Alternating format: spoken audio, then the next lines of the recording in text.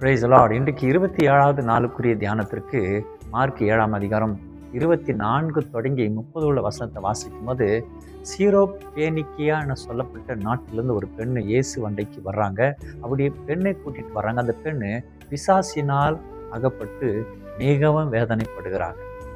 இதை சீசர்கள் இயேசு வண்டைக்கு வந்து சொல்லும்போது, இயேசு சாமி சீசர்களை பார்த்து சொல்றார், பிள்ளைகளுக்குரியதை எப்படி நாய்க்கு அல்லது நாய்களுக்கு கொடுப்பது என்று சொல்லி தெரியப்படுத்துகிறார். அப்படி என்றால் பிள்ளைகள் சாப்பிட்டு தின்று போடுகிறது தான் நாய்கள் கொடுப்பது வழக்கம்.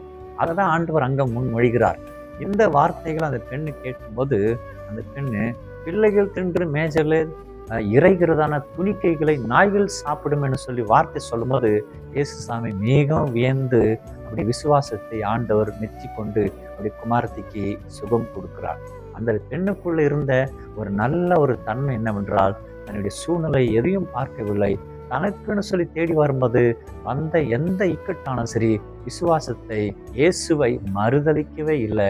அவளுக்கு கடினமான வார்த்தைகளா தோன்றினாலும் சரி, இயேசுவின் சமூகத்துல வந்து அவள் மிகவும் பொறுமையோடு விசுவாசத்தோடு இருந்தபடினால் அவளுக்கும் விடுதலை கிடைத்தது, ஒரு பெண்ணுக்கும் சுகம் கிடைத்தது. இந்த நாளில நமக்கு விடுதலையும் சுகமும் வேணும்.